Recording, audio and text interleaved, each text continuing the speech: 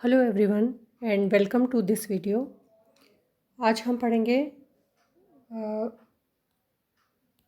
Second order reactions.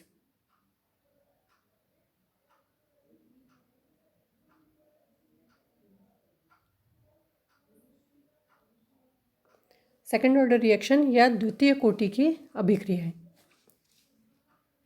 द्वितीय कोटि की अभिक्रियाएं हम किन को कहते हैं? अभिक्रियाओं के लिए प्रयोग द्वारा निर्धारित वेग समीकरण में सांद्रता पदों के घातांकों का योग 2 के बराबर हो अथवा अभिक्रिया होने के लिए आवश्यक अणुओं की संख्या 2 हो, तो ऐसी अभिक्रियाओं को हम द्वितीय कोटि की अभिक्रियाएं कहते हैं या सेकंड ऑर्डर रिएक्शन कहते हैं। अर्थात किसी अभिक्रिया में अभिकर्मक 1 हो तथा अभिक्रिया का वेग उसकी सांद्रता के वर्ग के समानुपाती हो तो अभिक्रिया द्वितीय कोटि की होगी। इसी प्रकार यदि अभिक्रिया वेग प्रत्येक अभिकारक की सांद्रता के समानुपाती हो तो भी अभिक्रिया द्वितीय कोटि की अभिक्रिया कहलाती है। Rate of change in concentration of product and reactant is dependent on second power of the concentration of a single reactant or to the first power of the concentration of two reactants। ठीक है, ये हमने जब हम order of reaction पढ़ा था तो हमने पढ़ा था कि सांद्रता के पदों पर जो घातांक होते हैं उसका योग अभिक्रिया की कोटि कहलाता है या ऑर्डर ऑफ रिएक्शन कहलाता है। कंसंट्रेशन टर्म्स के जो एक्सपोनेंट्स होंगे उनका सम ऑर्डर ऑफ रिएक्शन होगा। तो अब हमारे पास दो कंडीशंस हो सकती है सेकंड ऑर्डर रिएक्शन के लिए। या तो हमारे पास दो रिएक्टेंट्स हों एक्स और वाई और दोनों पे एक्सपोनेंट्स 1 और 1 हो तो टोटल सम कितना हो जाएगा 2। It means second order reaction द्वितीय कोटि अभिक्रिया। या फिर हमारे पास एक ही रिएक्टेंट हो लेकिन उसके कंसंट्रेशन टर्म पर एक्सपोनेंट 2 हो, उसके घातांक 2 हो, तो भी वो क्या कहलाएगा? Second order reaction. तो हम दोनों को किस तरीके से लिखेंगे? -dCx/dt equals to k concentration of x और कंसंट्रेशन ऑफ y। और दूसरी कंडीशन अगर हो तो -dCx/dt इक्वल्स टू k और x की जो कंसंट्रेशन है उसका स्क्वायर। टोटल रेट लॉ कैसे लिखेंगे हम? -dCx/dt equal to k x and y।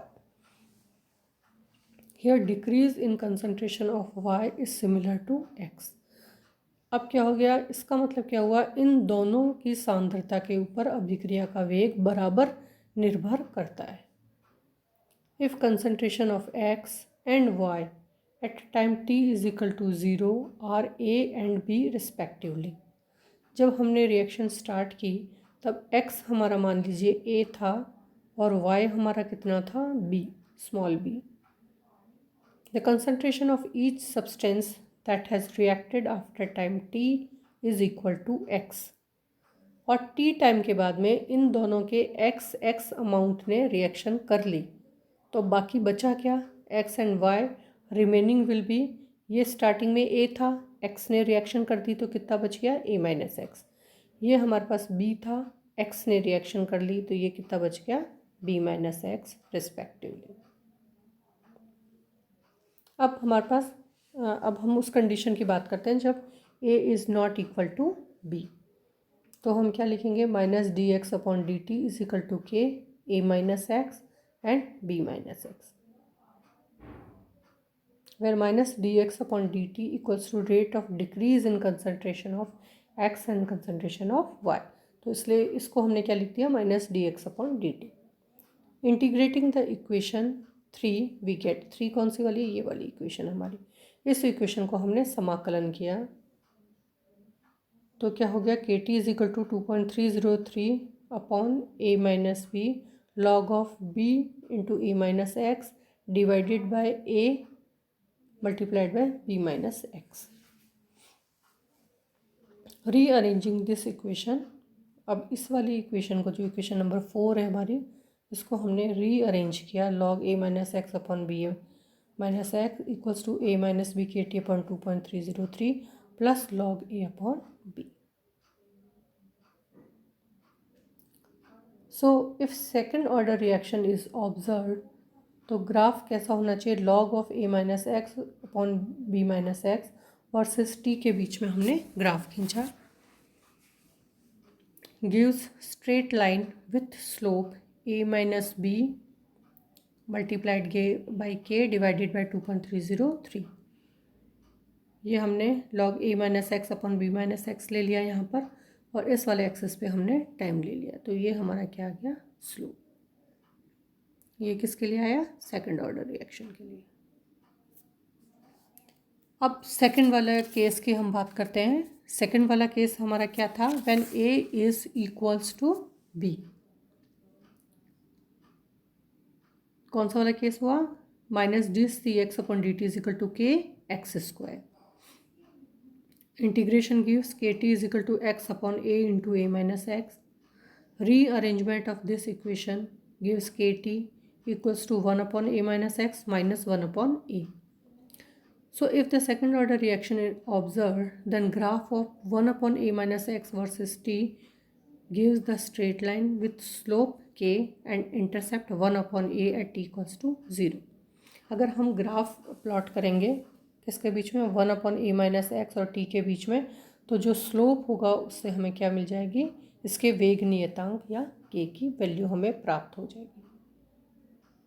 Unit of second order reaction is concentration inverse and time inverse, और ऐसा यूनिट में हम इसको क्या लेंगे, mole inverse and second inverse, mole पर litre inverse and second inverse. Half life in this case is T half is equal to 1 upon A into K. अब यहाँ पर हमको सबसे ज़्यादा ध्यान रखने वाली बात है, टी हाफ का मतलब क्या होता है, टी हाफ का मतलब वो टाइम जहाँ पर अभिकारक आधा उत्पाद में परिवर्तित हो जाता है, उसको अपन क्या बोलते हैं, टी हाफ। अब ये जो टी हाफ आप देख रहे हैं, इसमें क्या क्या खास बात है, द्वितीय कोटि अभिक्रिया में अर्ध आयु का मान क्रियाकारक की प्रारंभिक सांद्रता के व्युत्क्रमानुपाती या इन्वर्सली प्रोपोर्शनल होता है। ये चीज़ आपको हमेशा ध्यान रखनी है, क्योंकि अभी अपन ने पढ़ा था फर्स्ट ऑर्डर रिएक्शन में क्या था, half life is independent of concentration of reactant, वो सांद्रता पर निर्भर नहीं करता, लेकिन जो सेकंड ऑर्डर रिएक्शन है वहाँ वो इन्वर्सली प्रोपोर्शनल होता है इनिशियल कंसंट्रेशन या प्रारंभिक सांद्रता के। अब example of second order reaction, thermal decomposition of nitrous oxide, decomposition of NO2, decomposition of hydrogen iodide. अब जो क्वेश्चन आपसे पूछे जा सकते हैं, जो न्यूमेरिकल आपसे पूछे जाएंगे सेकंड ऑर्डर रिएक्शन के लिए, जैसे एक क्वेश्चन है, एक द्वितीय कोटि की अभिक्रिया में अभिकारक की सांद्रता 10 मिनट्स में 0.08 मोल से 0.04 मोल हो जाती है, तो सांद्रता को 0.01 m होने में लगने वाले समय की आपको गणना करनी। तो इसमें आप इसको किस तरीके से करेंगे, टी हाफ से करेंगे, क्योंकि इसमें 0.08 से 0.04 हो रहा है, मतलब जस्ट आधा हो रहा है। तो टी हाफ का क्या था, t half is equal to 1 upon K2A। यहाँ से हम क्या करेंगे, K की वैल्यू निकालेंगे इसके फर्स्ट हाफ के लिए, और फिर उस K की वैल्यू को हम रखेंगे सेकंड हाफ में, और हम अपनी इक्वेशन जो न्यूमेरिकल है उसको सॉल्व कर लेंगे। इसी तरीके से एक दूसरा क्वेश्चन है, एक द्वितीय कोटि की अभिक्रिया जिसमें A इक्वल्स टू B है, 400 सेकंड में 25% पूर्ण होती है, तो इसको 60% पूर्ण होने में कितना समय लगेगा। इसमें भी आपको वही फॉर्मूला लिखना पड़ेगा। यहाँ पे इन्होंने कंडीशन क्या दे दी है आपको, A इक्वल्स टू B है, तो आप फॉर्मूला कौन सा यूज़ कर सकते हैं, K2 is equal to 1 upon T x divided by A into A minus x. तो ये सारी चीज़ें रख करके आप किसकी वैल्यू निकाल लोगे, K2 की वैल्यू पहले निकाल लोगे।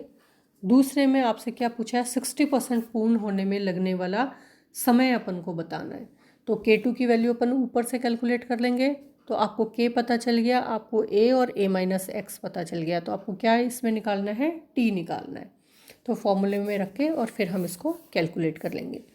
इसके और जो एग्ज़ाम्पल्स हैं वो एग्ज़ाम्पल्स हैं जैसे ओजोन का ऑक्सीजन में परिवर्तन, क्लोरीन मोनोक्लोराइड का तापीय अपघटन, नाइट्रस ऑक्साइड का तो थर्मल डिकम्पोजिशन अपन ने पढ़ लिया है, एसिटल्डिहाइड का तापीय अपघटन, और जो इम्पॉर्टेंट है वो है क्षार द्वारा किसी एस्टर का जल अपघटन, जिसको अपन क्या बोलते हैं, साबुनीकरण, hydrolysis of an ester by alkali, और सेपोनिफिकेशन का जो रिएक्शन है वो भी हमारा सेकंड ऑर्डर रिएक्शन होता है।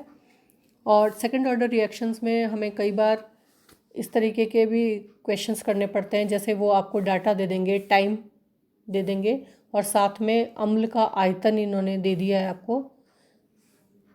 अब आपको ये बताना है कि ये सेकंड ऑर्डर रिएक्शन है, तो आपको हर जो आपकी वैल्यूज़ दे रखी हैं उनके लिए के की वैल्यू कैलकुलेट करनी पड़ेगी।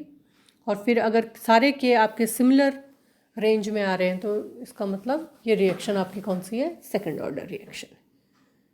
तो आप न्यूमेरिकल्स वगैरह इसमें से सॉल्व कर लीजिए। Thank you so much.